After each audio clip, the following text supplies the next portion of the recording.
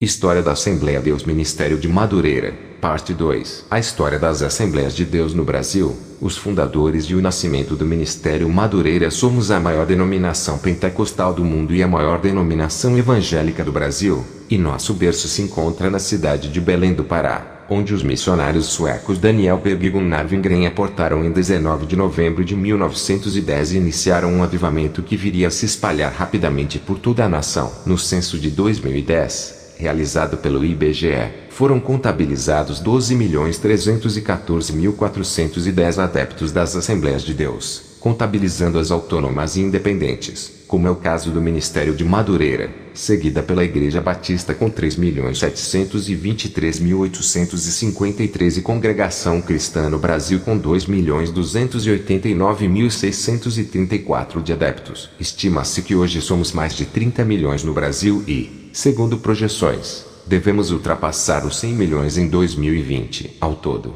as Assembleias de Deus têm mais de 64 milhões de membros espalhados no mundo e 363.450 ministros, divididos entre 351.645 igrejas e presentes em 217 países. O início do avivamento. Antes de entrarmos na história das Assembleias de Deus no Brasil, achei pertinente comentar sobre o grande avivamento que estava ocorrendo no século XX, irradiando-se dos Estados Unidos para várias partes do mundo. Um dos protagonistas desta onda de avivamento foi Charles Fox Parton, na virada do século XX, pregando sobre os dons do Espírito Santo. Em 10 de janeiro de 1901, Agnes N. Osman, uma jovem de 18 anos, aluna da escola bíblica fundada por Parton, recebeu o batismo com o Espírito Santo falando chinês por 3 dias, durante os quais não conseguia falar nem escrever em inglês. Nos dias que se seguiram, outros alunos receberam o batismo com o Espírito, inclusive o próprio Parton. Mas foi através de um jovem chamado William J. Seymour,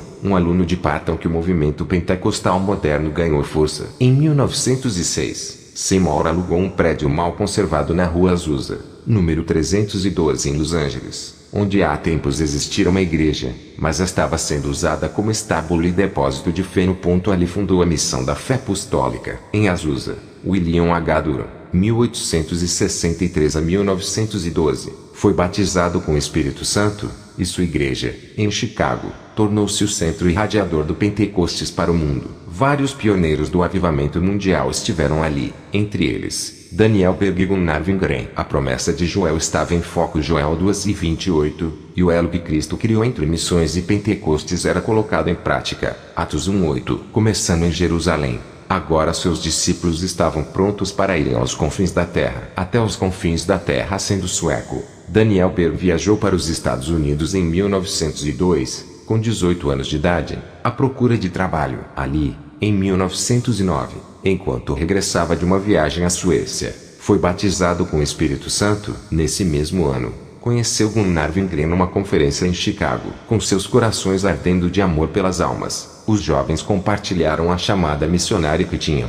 sem, todavia, precisarem um lugar aonde seriam enviados. Wingren pensava em servir como missionário na China. O Espírito Santo revela para, no ano de 1910, na casa de um irmão chamado Adolfo Lutin, em Salt Bend, Iowa, Deus falou maravilhosamente com Daniel Berg e Gunnar Wingren. Vejamos o que o próprio Wingren nos diz. Num dia, no verão, Deus pôs no coração que deveríamos nos reunir num sábado à noite para a oração. Quando orávamos, o Espírito do Senhor veio de uma forma poderosa sobre nós. Um irmão, Adolfo Lutin, recebeu pelo Espírito Santo palavras maravilhosas e mistérios escondidos que foram revelados. Entre muitas coisas, o Espírito Santo falou por meio desse irmão que nós deveríamos ir a um lugar chamado Pará, onde o povo a quem testificaríamos de Jesus era de um nível social muito simples. Nós iríamos ensinar-lhes os primeiros rudimentos do Senhor. Também escutamos pelo Espírito Santo a linguagem daquele povo, o idioma português. Nenhum dos presentes conhecia tal lugar. Após a oração,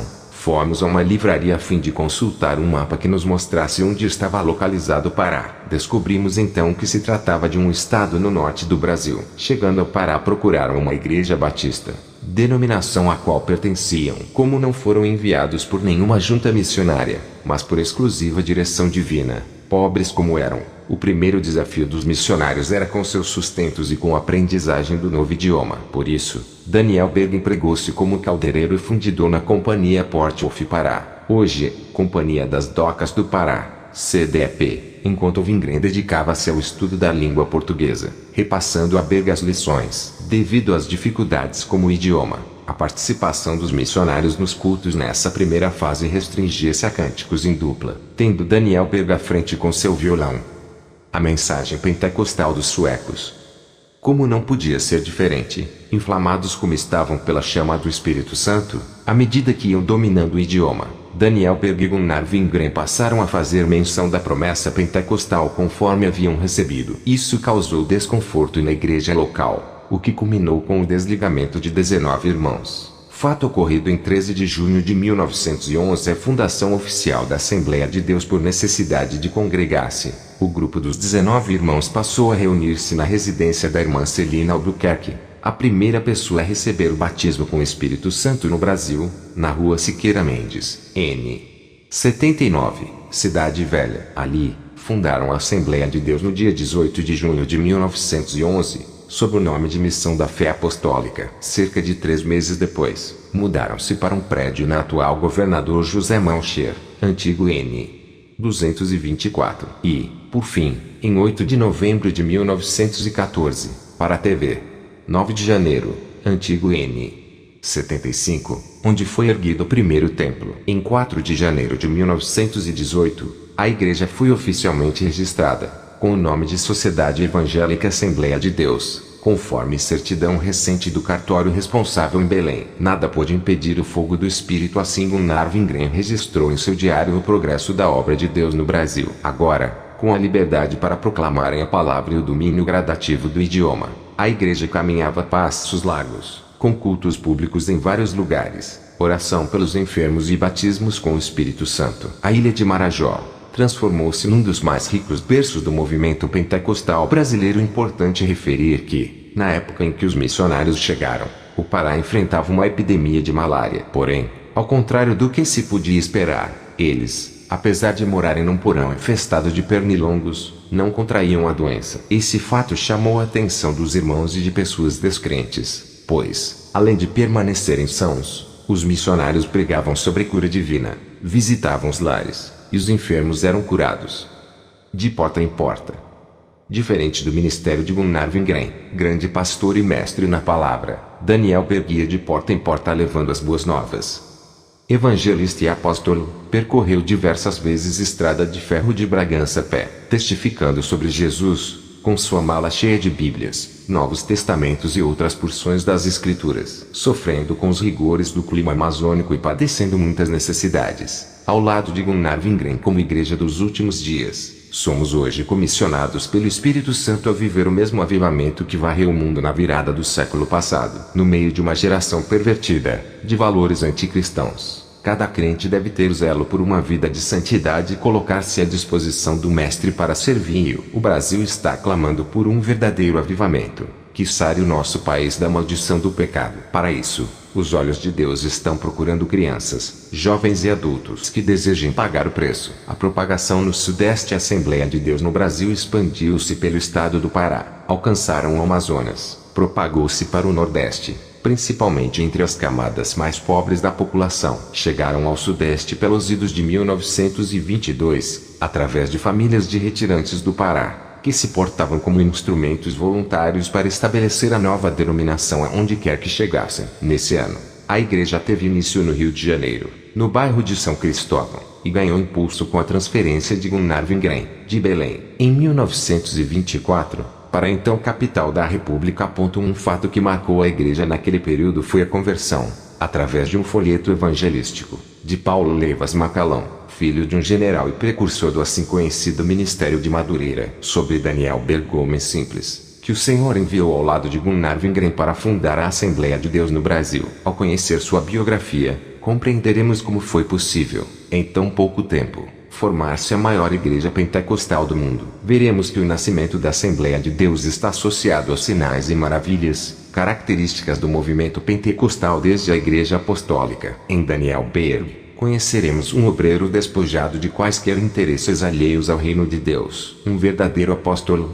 que pregava a palavra não por dever ou recompensas, e sim motivado por um grande amor a Jesus Cristo. Da Suécia aos Estados Unidos, seus pais, Gustav Werner Bigberg e Frederica Bigberg, eram membros da Igreja Batista. Em 1899, foi batizado nas águas. Aos 18 anos, Daniel Berg embarca para os Estados Unidos, chegando a Boston em 25 de março de 1902. Fugindo da depressão financeira que assolava o país escandinavo, sonhava com um futuro promissor na América. Porém, o Todo-Poderoso reservara-lhe outros planos. No ZEUA, Daniel Berg esteve por 7 anos, onde aprendeu a profissão de fundidor, chamada ministerial, o batismo com o Espírito Santo. Em 1909, Daniel Berg voltou à Suécia para rever seus pais. Ali, ao visitar um amigo, tomou conhecimento pela primeira vez a respeito do batismo com o Espírito Santo, passando a desejar também a promessa. Nesse mesmo ano, retorna aos Estados Unidos, sendo batizado com o Espírito Santo durante a viagem. Em Chicago,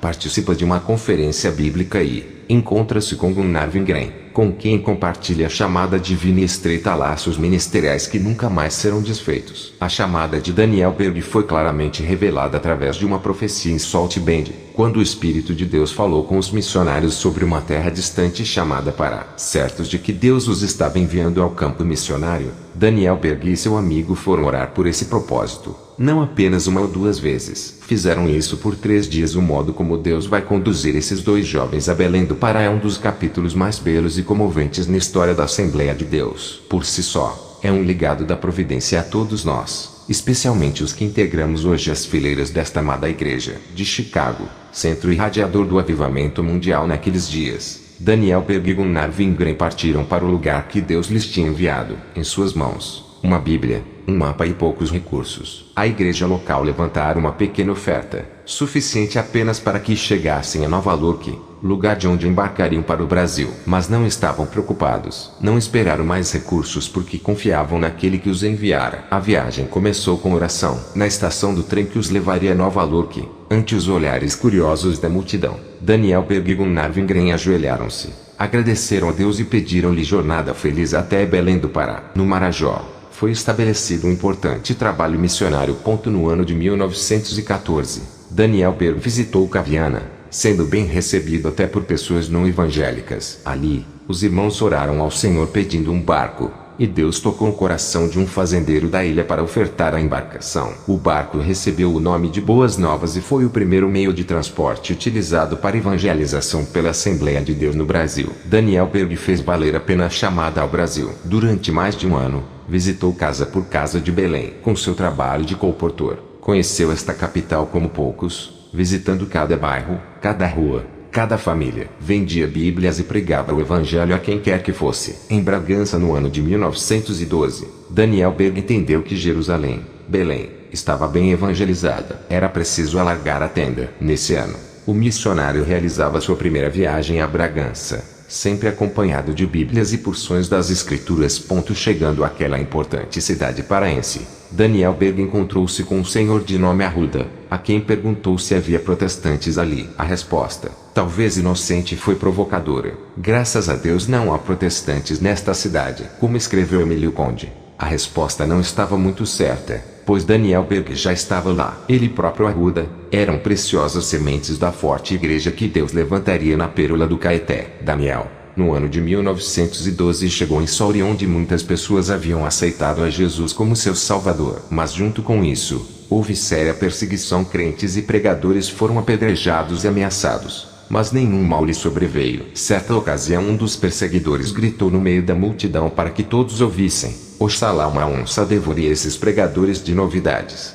E a resposta veio certeira. Alguns dias depois, uma onça invadiu o quintal daquele praguejador e devorou-o. Esse episódio causou temor em toda a população, que considerou o fato um castigo divino. No município de Bragantina, na cidade de Quatipuru, em 1913, foi fundada a igreja por Daniel Berg. Ali, a população da cidade perseguiu os crentes de todas as maneiras, chegando até a prender alguns. Mas, na prisão, os irmãos se ajoelharam e, diante do carcereiro, Jesus batizou um jovem com o Espírito Santo. Vendo que não poderia deter os crentes, cerca de 50 pessoas resolveram colocar-se de tocais para matar Daniel Berg quando passasse para o culto. Entretanto, o Espírito Santo guiou seu servo por outro caminho, naquele dia. Então, os perseguidores não apenas desistiram do crime, mas reconheceram que Deus estava com Daniel Berg. A adjutora Daniel Berg chegou solteiro a Belém, com 26 anos de idade, e permaneceu assim até 1920. Aos 36 anos, em visita à Suécia,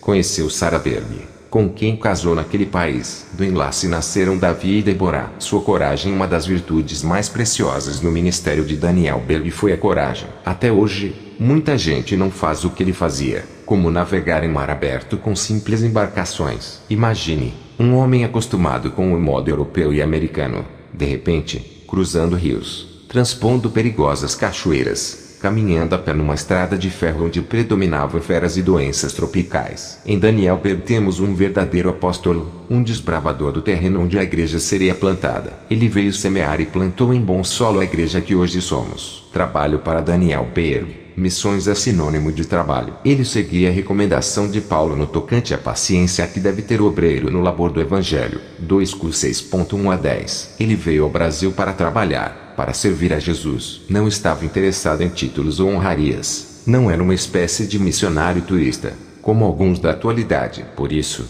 empregou-se como caldeireiro na extinta Companhia Porto Wolf Pará, hoje Companhia das Docas do Pará, CDP. Literalmente, trabalhou para sustentar-se e pagar as aulas de português de Gunnar Wingren. Tudo o que ganhava era gasto com a obra. Como já sabemos, Daniel chegou a Belém num navio de carga. Ele não tinha reserva em hotel, nem conta bancária, nem ajuda missionária, nem uma igreja para dar-lhe boas-vindas. Sua marca foi o trabalho incessante pelo reino. Simplicidade. Daniel foi muito simples. Suas pregações e palestras eram caracterizadas por essa virtude. Nunca alguém o viu irritado ou desanimado. Sempre que surgia qualquer problema, eram estas as suas palavras, as primeiras que dominou em português: Jesus é bom. Aleluia. Jesus é muito bom. Ele salva, batiza com o Espírito Santo e cura os enfermos. Ele tudo faz por nós. Glória a Jesus. Aleluia. Em 24 de janeiro de 1922, Daniel Berg transferiu-se para Vitória, Espírito Santo. Em junho de 1961,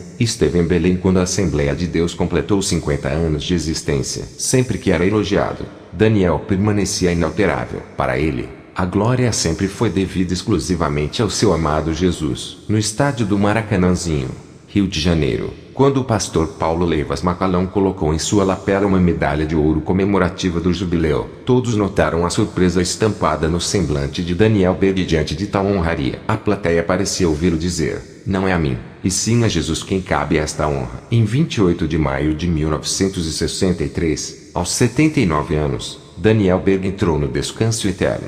Quando a morte chegou, encontrou um servo de Deus sorridente e feliz. Ele não a temeu. Seu tesouro estava bem guardado. Daniel Berg está sepultado na Suécia, onde moram seus filhos e netos. Hoje a Assembleia de Deus é uma igreja gigantesca, com alguns milhões de membros. Em contraste, ainda convivemos com uma nação espiritualmente enferma. Vivemos num país recordista em muitas mazelas sociais e, sobretudo, espirituais, como o nosso povo afundado em idolatrias, vícios, corrupção e pornografia. É urgente, portanto, que nos levantemos com a herança que nos foi legada por Daniel Berg, sem nada a temer. Entregarmos-nos de corpo e alma ao bendito ministério da evangelização. Sobre Gunnar Wingren. Gunnar Adolf Wingren nasceu num lar evangélico, em 8 de agosto de 1879, em Östersby, Östergötland, Suécia. Seu pai era jardineiro, profissão que Wingren exercerá até os 19 anos. Chamada ministerial. Wingren sentiu a chamada de Deus pela primeira vez aos 9 anos de idade. Porém, esteve longe da igreja entre os 12 e 17 anos, reconciliando-se durante um culto de vigília. Em 1897, aos 18, foi batizado nas águas na Igreja Batista em Oraca, Småland, Suécia, vindo a assumir a liderança da escola dominical. Mas foi lendo um artigo sobre missões numa revista nesse mesmo ano que foi impactado pela chamada de Deus para sua própria vida. Ano seguinte, participou de uma escola bíblica de um mês em Gibtabro, Narque, onde foi muito tocado pela mensagem. Seu primeiro campo de trabalho foi na província de Skåne, seguido de muitos outros lugares, finalmente viajando para os Estados Unidos em 1903. Ali, assumiu a direção da Igreja Batista Menominee, Michigan. Em novembro de 1909, Gunnar Wingren visita a primeira Igreja Batista Sueca, em Chicago, onde é batizado com o Espírito Santo e conhece Daniel Berg. Em 1910, vai para a Igreja Batista em Salt Bend, Indiana, onde havia um grande avivamento em Belém do Pará. Gunnar Wingren chegou a Belém no dia 19 de novembro de 1910. Em 18 de junho de 1911, tornou-se o primeiro pastor da Assembleia de Deus, liderando um grupo de 19 irmãos. Diferente de Daniel Berg, que, pelo ministério de evangelista itinerante e vigor físico, era incansável em viagens, Gunnar Wingren exerceu mais o ministério pastoral propriamente dito, cuidando do rebanho. Era uma pessoa de saúde frágil, extremamente amorosa e tinha como particularidade orar pelos enfermos. A biografia de Gunnar Wingren estaria incompleta se não fizéssemos referência à irmã Frida Standberg Wingren, a quem conheceu em 10 de agosto de 1917 durante uma viagem que fez à Suécia. Frida compartilhou a Gunnar Wingren que também tinha uma chamada de Deus para o Brasil, enviada como missionária pela igreja na Suécia. Frida casou-se com Gunnar Wingren em 16 de outubro de 1917, em Belém, numa cerimônia presidida pelo pastor Samuel Nistrab. O casal teve 6 filhos: Ivar, Ruben, Margit, Astrid, Bertil e Gunvor. Frida Wingren, enfermeira, foi muito atuante no ministério. Oficialmente, o ministério de Gunnar Wingren como nosso primeiro pastor começou em 18 de junho de 1911. Ele esteve na liderança da igreja até 1924. Portanto, foram 13 anos e alguns meses de ministério. Por motivo de saúde, viajou 2 vezes para a Suécia nesse período. Gunnar Wingren era um pastor com formação teológica e preocupava-se muito com a instrução do povo. Suas pregações eram profundas e edificantes. A igreja nascia sobre o solo firme das Escrituras. Em 10 de novembro de 1917, junto com seus cooperadores, editou o primeiro jornal pentecostal brasileiro, A Voz da Verdade, dirigido por Almeida Sobrinho e João Trigueiro. Em 18 de janeiro de 1919, juntamente com Samuel Nistrab, fundou em Belém o jornal Boa Semente, precursor do atual Mensageiro da Paz. Além dos jornais, também eram editadas em Belém Bíblias e revistas da escola dominical. A primeira harpa cristã foi impressa em Belém em 1921, chamava-se Cantor Pentecostal, com 44 hinos e 10 corinhos. Deus envia mais obreiros à medida que aqueles primeiros crentes pregavam a palavra. O Senhor ia salvando, curando e batizando com o Espírito Santo. Como fruto, Deus levantou muitos obreiros para auxiliar Gunnar Wingren. Isidoro Filho e Absalão Piano foram consagrados em 1912 e 1913. Respectivamente. Foram eles os primeiros pastores pentecostais brasileiros. Gunnar Wingren despediu-se da igreja em Belém em maio de 1924, transferindo-se para o Rio de Janeiro. A primeira convenção de obreiros da história da Assembleia de Deus aconteceu sob a liderança da igreja em Belém. O encontro ocorreu entre 18 a 22 de agosto de 1921, na vila de São Luís do Pará, município de Igarapé-Açu, na residência do pastor João Pereira de Queiroz. Participaram 13 pastores e as seguintes igrejas: Abaetetuba, Belém, Bragança, Capanema, Quatipuru, Tacari, Bonito, Burrinho, Cedro, Timboteua, Pau Amarelo, Guaná, Aramã, Peixe Verde e a Igreja Hospedeira. Embora tenha sido uma convenção regional, foi a primeira reunião oficial de trabalho dos líderes da igreja no Brasil. Ali, discutiram a importante missão da igreja no Pará em levar a palavra à nação, sendo unânimes em aceitar o desafio. A segunda convenção, também sob a liderança de Belém, aconteceu em 1922, em Afuá. Amor pelo rebanho. Certamente, uma das virtudes mais preciosas no ministério do pastor Gunnar Wingren era o modo como lidava com as pessoas. Sendo um homem frágil fisicamente, acometido de enfermidades, dedicava-se em extremo a visitar e orar pelos enfermos. Era incansável em velar pelo crescimento espiritual da igreja em Belém, visitando também sempre que possível os trabalhos que iam sendo fundados pelo Brasil. O coração de Gunnar Wingren ardia pela evangelização. Em agosto de 1932, ao despedir-se da missão no Brasil, enquanto retomava de navio a Suécia, assim escreveu em seu diário: "Esta noite, tive, pela primeira vez durante a viagem, um sono reparador. Hoje, passamos pela linha do Equador, a 1.700 milhas do Rio de Janeiro. Desejaria que pudéssemos ser como fortes estações de rádio, para que o mundo inteiro pudesse ouvir a voz de Deus. Deus, dá-me esta graça." Sua oração não foi esquecida. Paciência na tribulação. Como apóstolo, qual Daniel Berg, Gunnar Wingren viajou disposto a sofrer por Jesus. Ele sabia que a missão na Amazônia era muito difícil, mas veio determinado a servir. Tinha sérios problemas estomacais, contraiu beriberi, o que o deixou ainda mais fragilizado. Porém, nunca desanimou. Ao lado dos outros pioneiros, Gunnar Wingren sofreu muita perseguição, sobretudo, da religião predominante, que ensinava a ser a Bíblia dos protestantes, um livro falso cuja leitura conduziria ao inferno. Casas apedrejadas, fogueiras de Bíblia em praça pública e cultos cancelados por falta de segurança. Todavia, apesar das dificuldades, o Senhor confirmava o ministério de Gunnar Wingren, com salvação, curas, batismos com o Espírito Santo e maravilhas. Apenas um servo, este parece ter sido o sentimento que norteou toda a vida e ministério de Gunnar Wingren. Ele sabia que só há um Senhor,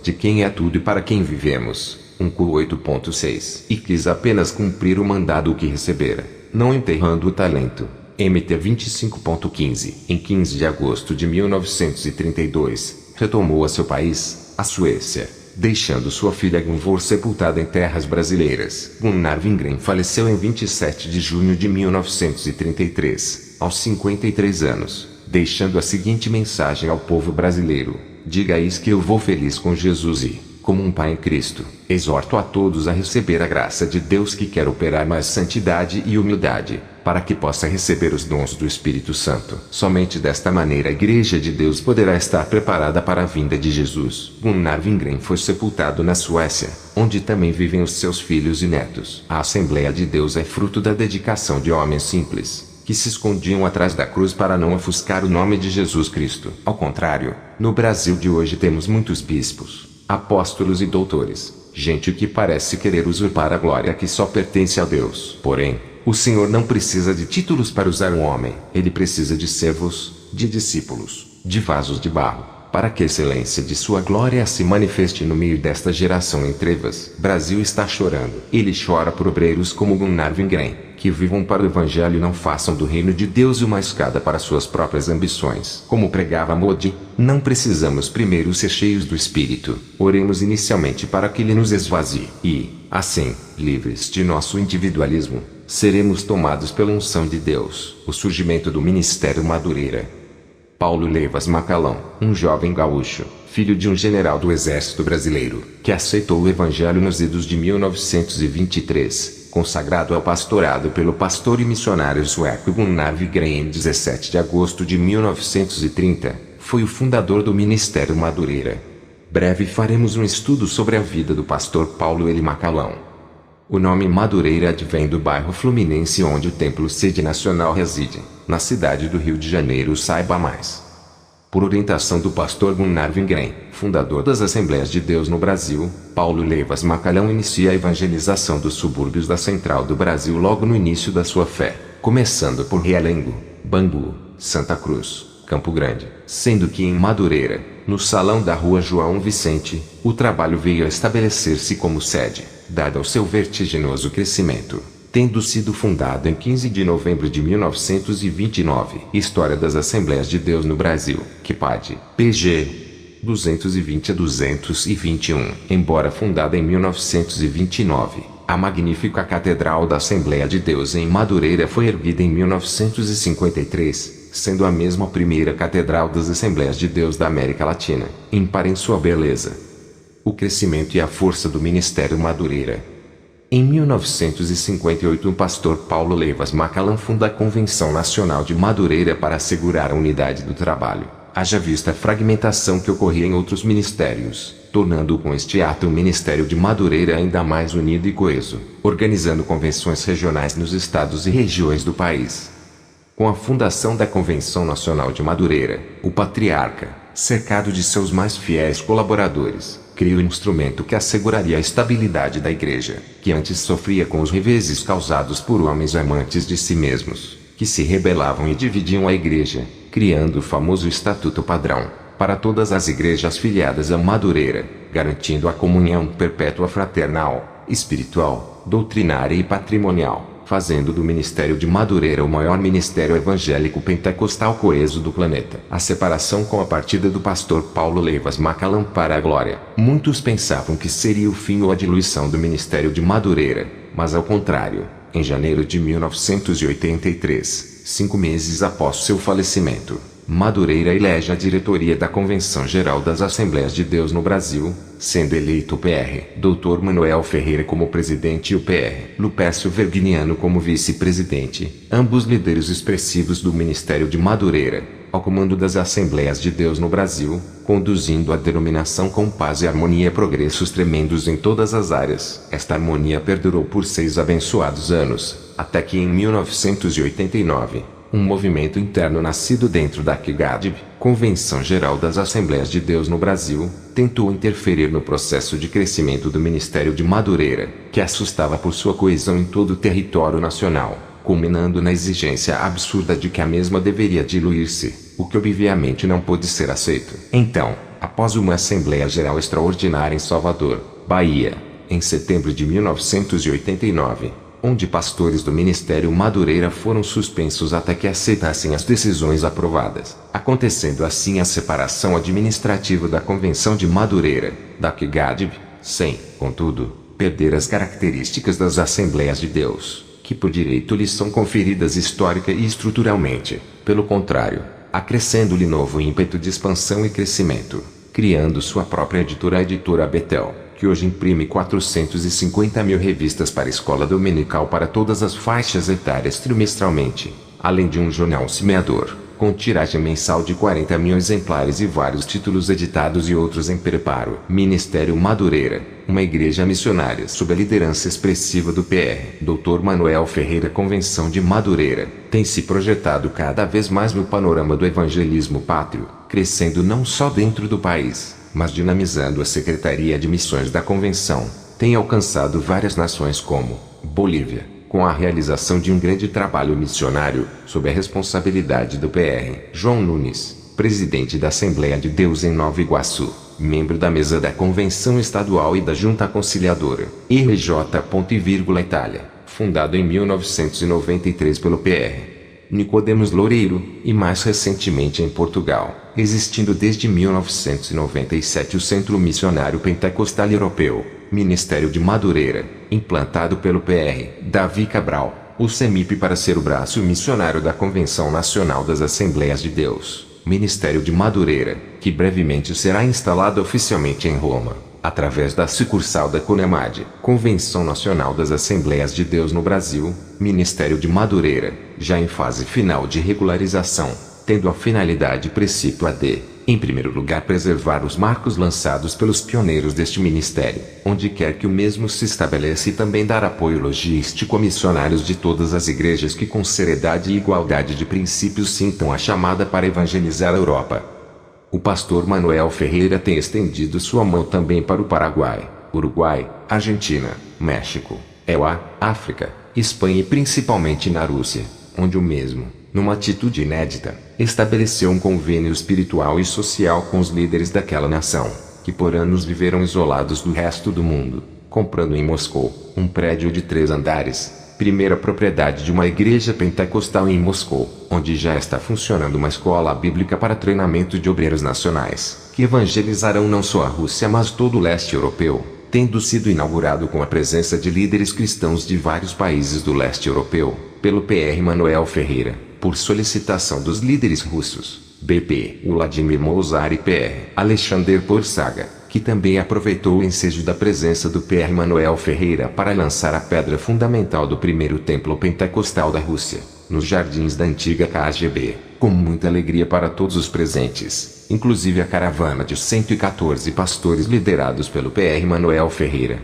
que adotaram a visão missionária de seu líder para a construção deste magnífico templo. Em dezembro de 1996, o Senhor recolhe à glória o bispo Felipe, que na inauguração mostrou as marcas do sofrimento que lhe foi imposto ao longo de 25 anos nas prisões comunistas, sensibilizando a todos os presentes com sua alegria contagiante, e suas palavras imitando Simeão: agora, Senhor, despede o teu servo em paz, pois os meus olhos já viram a tua salvação. Deus havia lhe falado que não morreria antes de ver as portas da Rússia abertas para o Evangelho. 2 meses depois deste memorável dia, o Senhor o chama de volta para a casa. Eliseu 23, e a igreja na Rússia, que tem um modelo administrativo diferente do nosso. 12 bispos presidem o Conselho Nacional de Pastores, escolhe para substituir o bispo Felipe, o pastor Manuel Ferreira como forma de honrá-lo e a igreja no Brasil, pelo estender das mãos para ajudá-los na tarefa de evangelização daquele país, conferindo-lhe o título de bispo, que embora incomum entre os assembleanos no Brasil, foi reconhecido em caráter excepcional pela CONEMAD, pois é uma honra que alcança não apenas seu presidente, mas a todos os seus ministros, obreiros e membros das igrejas a ela afiliadas. Hoje Madureira glorifica o Senhor, que é o dono da obra e supridor da mesma. Paulo L. Macalão lançou as bases deste gigantesco edifício, e o Espírito Santo levantou o B.P. Manuel Ferreira, capacitando-o para prosseguir o projeto de Deus. Para este ministério, foi também eleito presidente do CADSA, Conferência das Assembleias de Deus Sul-Americanas em 1983, tendo realizado no ano seguinte (1984), a Grande Conferência Pentecostal Sul-Americana, reunindo uma multidão de aproximadamente 20.000 pessoas no ginásio do Ibirapuera em São Paulo. Outras grandes realizações têm sido levadas a efeito, como a mobilização incumbida ao PR Ferreira para a concretização do Celebrando Deus com o Planeta Terra, onde 500.000 pessoas adoraram a Deus na Cinelândia, quando da realização da Eco 92 no Rio de Janeiro com a presença de representantes de todo o planeta, ou no evento Uma Tarde com Deus, no Aterro do Flamengo, com a presença de 1 milhão de pessoas, e a Grande Cruzada Brasil Ainda Há Esperança no Maracanã, onde só as igrejas filiadas a esta convenção mobilizaram 1.600 ônibus, chegando a reunir cerca de 100.000 pessoas. Isto é a parte do que representa hoje as Assembleias de Deus, Ministério de Madureira, legítima continuadora da obra dos pioneiros pentecostais, Gunnar Wingren, Daniel Berg e Paulo Levas Macalão, de mãos dadas com aqueles que com um coração puro invocam o Senhor, trabalhando irmanados com as principais lideranças evangélicas do país, que apoiaram inclusive a iniciativa do B.P. Manuel Ferreira da criação de um Conselho Nacional de Pastores do Brasil, CNPB, para representar os interesses dos evangélicos, participando da diretoria do mesmo os principais representantes das diversas denominações, como Reverendo Nilson do Amaral Fanini, presidente da Aliança Batista Mundial, na condição de vice-presidente, Reverendo Isaías de Souza Maciel como conselheiro do referido conselho, não obstante o mesmo ser também o presidente da UMEL, Ordem dos Ministros Evangélicos do Brasil, ficando demonstrado a unidade de propósitos. Reverendo Doriel de Oliveira, presidente da Igreja Casa da Benção, entre outros, conta ainda com o apoio e a amizade de uma pleiade de líderes, a saber, Guilhermino Cunha, presidente da Catedral Presbiteriana do Rio de Janeiro, Rei Paulo Lockman, bispo-geral da Igreja Metodista do Brasil, Reverendo Davi Gomes, diretor da Escola Bíblica do Ar, e ainda muitos expoentes da fé cristã desta nação. Fonte Assembleia de Deus Vilaverde.com